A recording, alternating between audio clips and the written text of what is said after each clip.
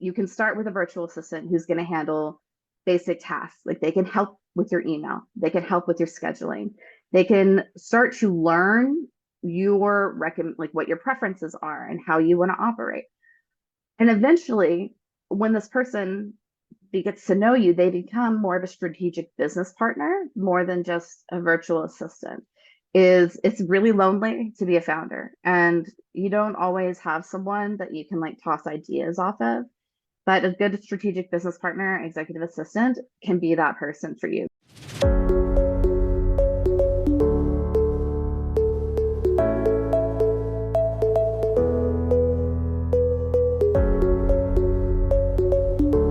Welcome, everyone, to the Tech Business Roundtable podcast show. This is a podcast show dedicated to shining a spotlight on tech innovators, entrepreneurs, founders, and the compelling narratives behind the movements they've established.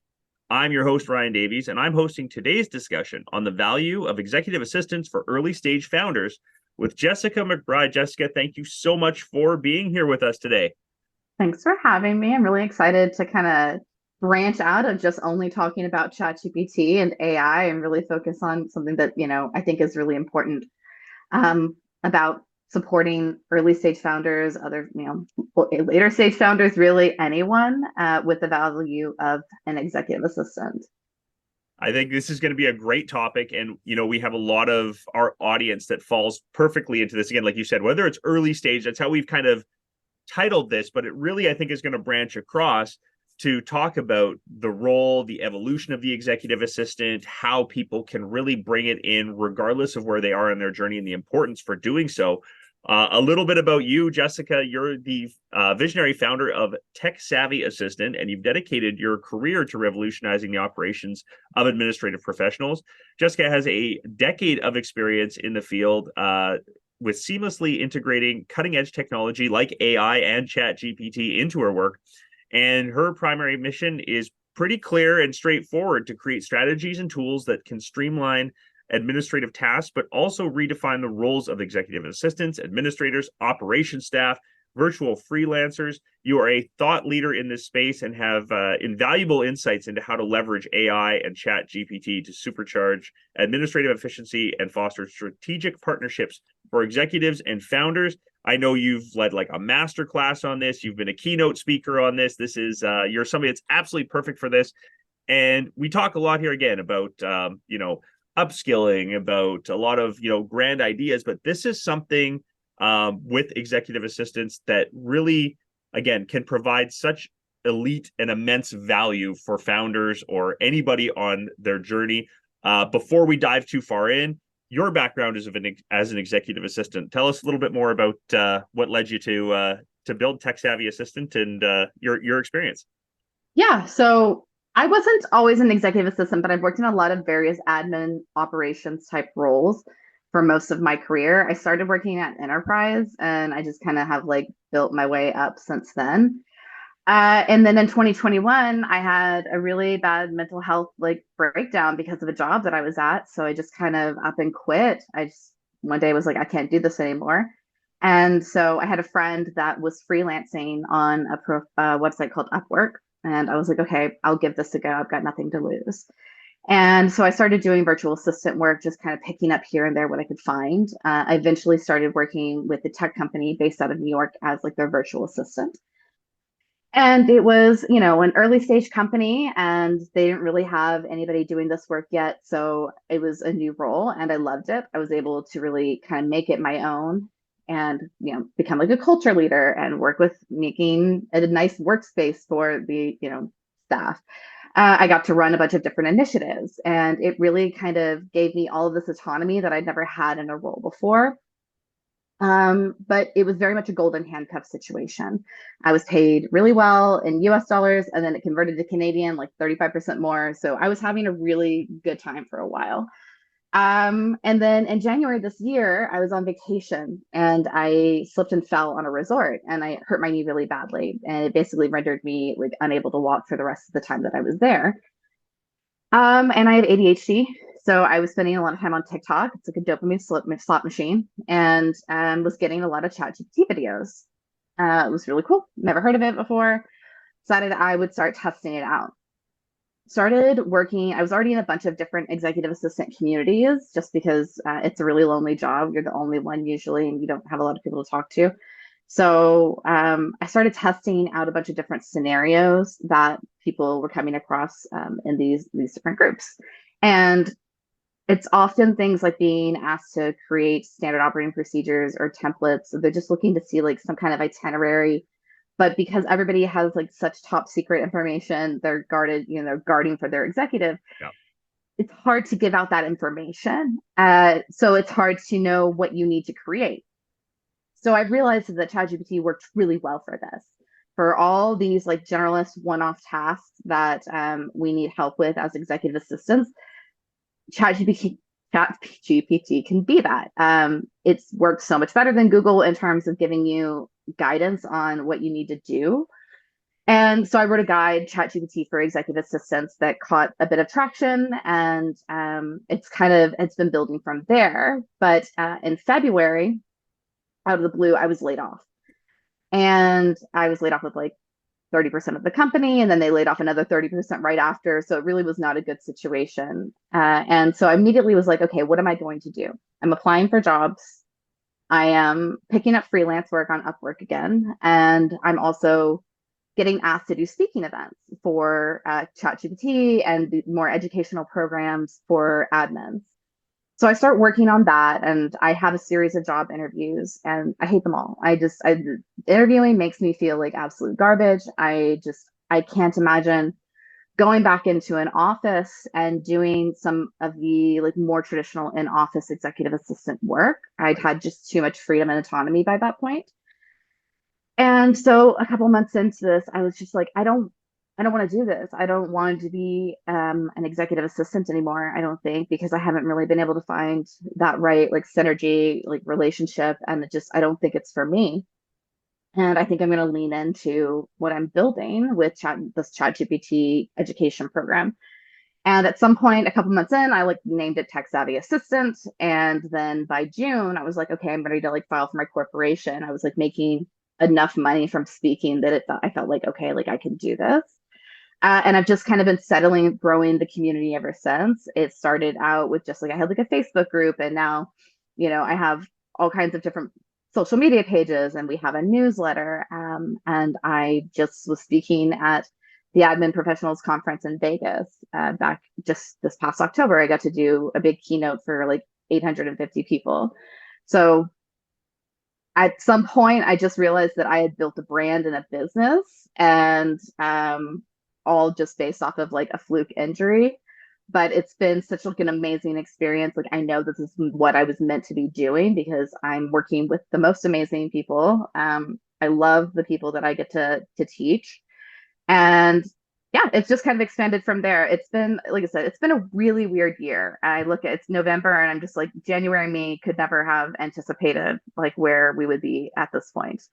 That's wild. I talked to a lot of founders, a lot of people who've started their own businesses, own revolutions, if you will, at sometimes, and change so much. And it seems like sometimes fate just finds you, and it's almost like you got pushed over on the resort to do that. To be like, well, at the time you're probably like, well, my vacation's ruined, everything sucks, I hate everything. Then come back, get later, what is happening? And all of a sudden it's just like, nope, these cards were just dealt to you the perfect way to help you provide this, not just for you, but now for so many other people. So, I mean, with that in mind, I want to talk more about, the role the executive assistant plays. And I think a lot of us hear executive assistant, and I mean, my mind always still goes there as probably the traditional way of I'm picturing the CEO in the office in the top tower that has the person following them around and is their eyes and ears type of a thing. But this is something that you really want to make sure is for everybody, like you said, for early stage founders, because it's so important to have somebody that keeps you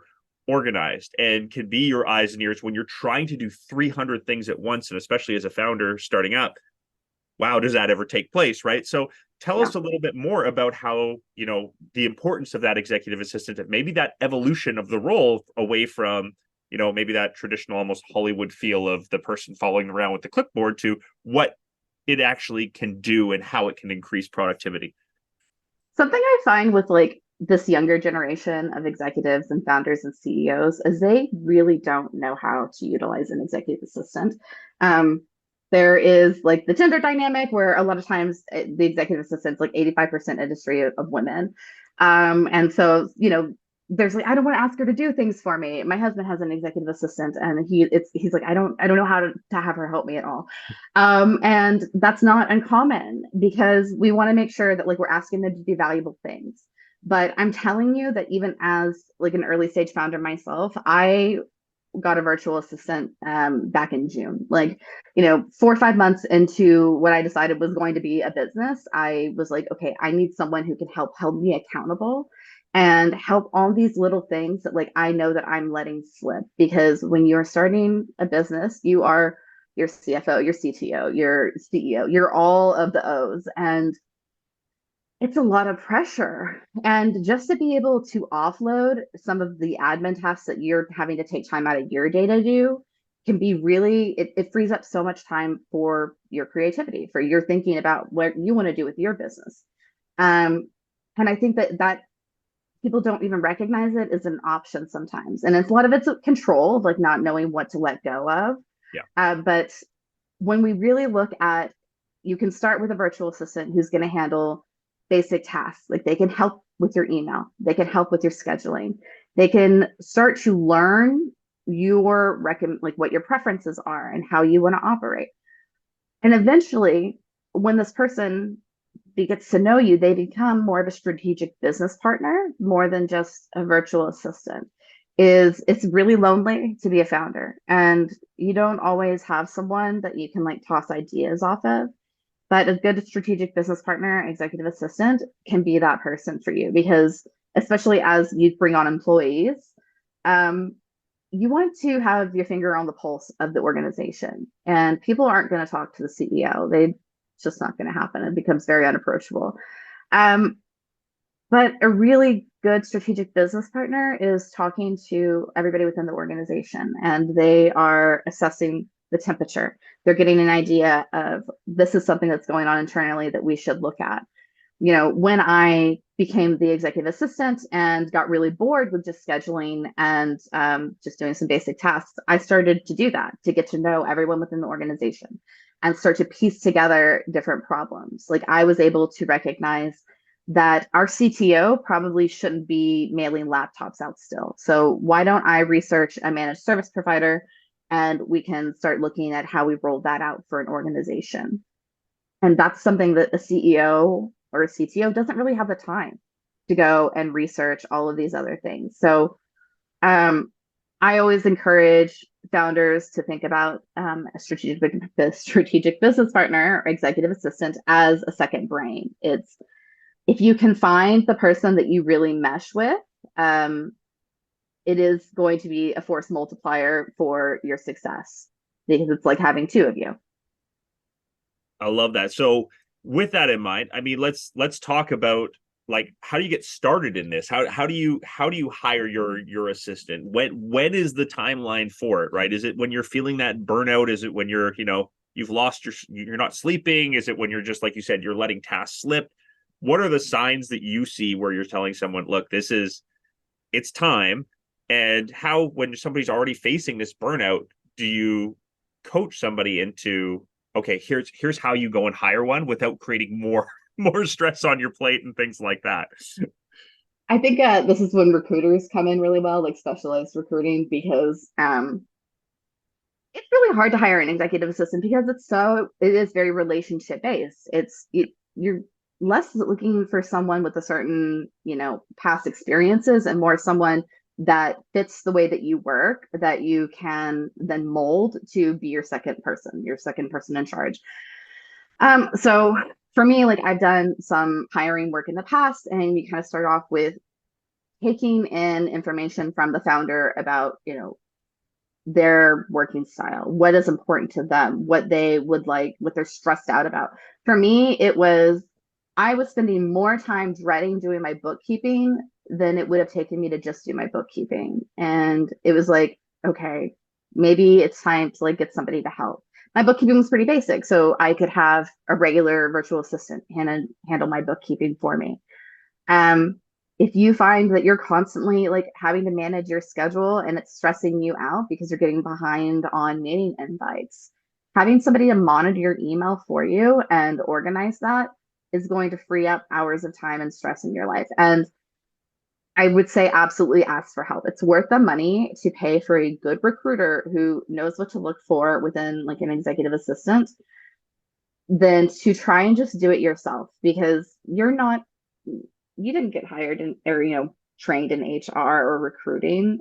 We need to stop trying to like be everything and start recognizing that there are people who are experts that we can utilize. There's never been a time in history where like you could find such like a niche person to help you. Like if you need something, there is someone out there who is ready to help with that problem.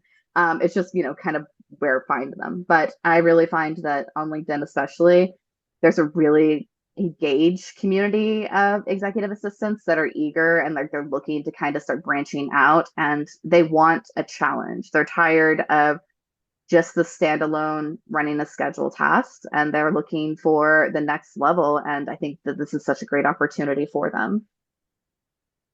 So tell me about a little bit more about the tech savvy assistant itself, right? And what its role plays, not just for you but for early stage founders, for other EAs, and how any of our listeners can kind of take advantage of that and what sort of tasks can be taken off of their plate, right? Because we want to make sure, again, we're providing value for all of our listeners here in terms of they come here and they go, okay, this is for me, I need to do this, where do I start? What kind of roles can this kind of take on to sort of help them in that process to move forward?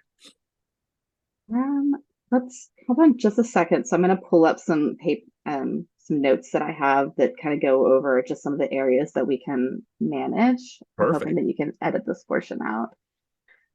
Um, so I can really capture. There's obvious things like we can handle communications where you need to respond to this email and you don't have the time to respond to it. But also things like social media responses. So like you want your company to have a social media presence, but you don't have the time and the capacity to manage a social media, and social media is not really your expertise. Well, you can have a virtual assistant do that kind of thing. There's calendar and time management of deciding. Honestly, when I get so tired of just like burnout from business stuff, it is the decision fatigue that gets me more than anything. Where it's like, I need to reschedule this appointment and I don't even know where I need to reschedule it. And just having someone that you can rely on to be like, can you take over? And they will be able to drive that bus. There's itinerary planning for travel. If you do any business travel, I recently was working with the founder a couple months ago, and he wanted to go to a big convention in like San Francisco. So it was finding hotels for you, finding flights, finding the restaurants, all those things that you're going to need to do to be able to network properly and make those connections.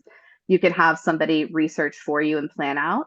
And I would say that's probably one of our best strong points because we have really high emotional intelligence and we can recognize what's really important for networking events. Expense reporting is something that's really big. I know that, like, so that's for me a big struggle. I hate doing my expenses.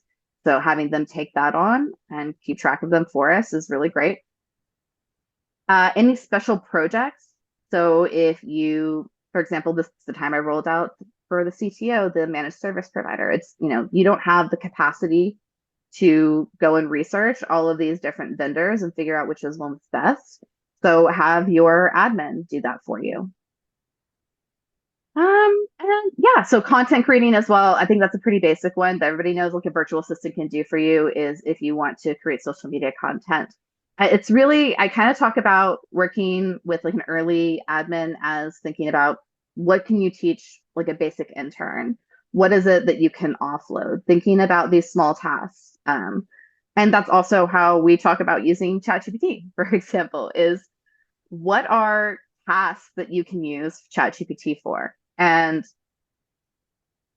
if you're not ready for a virtual assistant and you're just like, I just want something to help me write emails or a thought partner. And that's how I always encourage admins to use ChatGPT for is because Google is not great and hasn't been great for a really long time because of, SEO stuffing of all these different blogs is we can get a really straightforward answer on how to proceed with building a business. For example, I use ChatGPT for business advice all the time because I'm a new business owner. I don't have an MBA. I didn't grow up around people that had a business, and I struggle sometimes to know like what is the next move.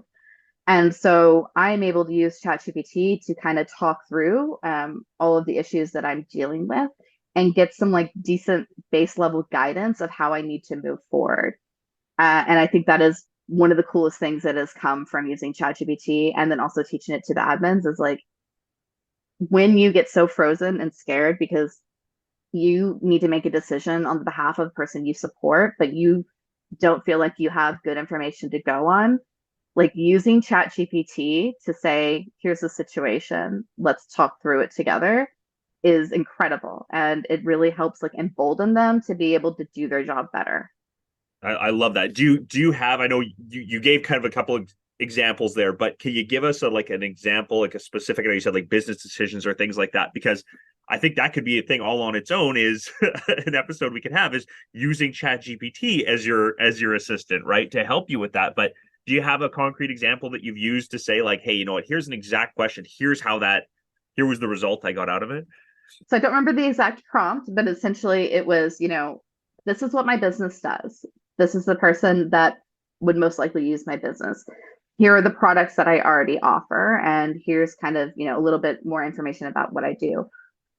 Tell me some other projects that I could create. So tell me more digital products that I could do, or tell me ideas for presentations that I could create.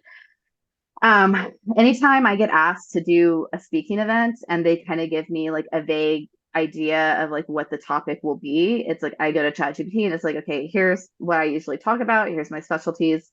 Here's the, theme of the conference. Can you help me come up with a presentation theme that I can then use? And same way, like with executive assistants, they're like, I need to plan for an event. Well, let's use ChatGPT to help us think about themes because a lot of times we're given things like, hey, we're going to do this company event and the theme is synergy. Can you create an icebreaker around synergy? And we don't get paid enough to come up with things like that. So using ChatGPT to be like, can you create some synergy themed icebreakers is a really great one. And then also, getting asked to do speaking events like podcasts, a lot of times they'll be like, oh, can you provide us like some guiding questions? And then I just draw a blank. I just stare at them and I don't know where to start. So I can ask ChatGPT to kind of provide me with these like guiding questions that allow me to, I can speak to that a lot easier than it's going to be me just waiting and trying to come up with something to actually talk about.